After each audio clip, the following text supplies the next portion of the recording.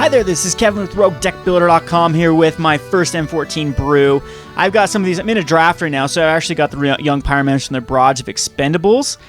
So I just need to pick up a couple more young pyromancers and I'll be good to go on this. But anyway, I'm calling this deck the grab and go deck is what I'm calling it.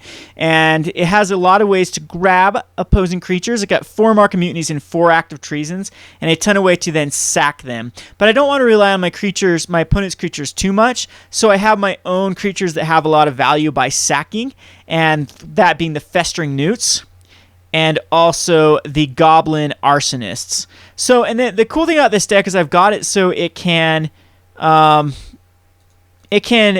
of evolve into a red deck wins post sideboard if I want it to be. So I got Hell Riders in the sideboard, Searing Spears, Pillar Flames, Brimstone Volleys.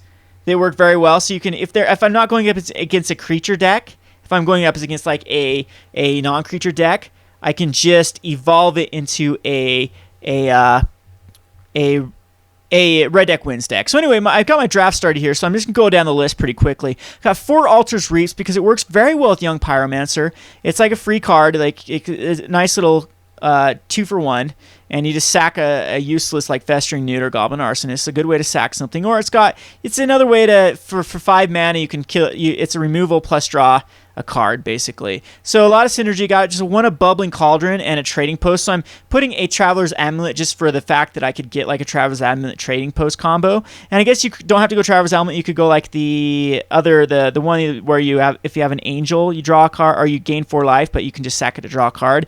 There's that. You could go that card as well. Then I got, for my sack outlets, I got Falconwrath Aristocrats and the Blood Throne Vampires, 2 of each. And also, of course, the Barrage of Expendables, and then, of course, the Trading Post and Bubbling Cauldron. And then we got the 4 Blood Arse, of course. It's probably my favorite card in Standard. I'm going to be very sad when this guy rotates out because I absolutely love it. So anyway, just a very, very, just no nonsense land-based 22. I'm thinking 23, maybe 24 might be the right number. Of course, I'm going to mess around with it and see. The curve isn't like incredibly high. It's more like a red deck wins curve, but you do want excess mana if you need to cast these together. So we'll see. We'll see exactly what we want. But it should have a lot of early game presence with Bone Splitters. I got Tragic Slips if Bone Splitters ends up not working as well. Again, it's another little combo with Active Treason and whatnot. So we'll play some games here in a minute. I'm going to finish this draft, and then we'll play some games with it. Hope you like this deck. I don't know how competitive this is going to be, but it's going to be a very fun deck. This is Kevin with Roguedeckbuilder.com. Thanks for watching.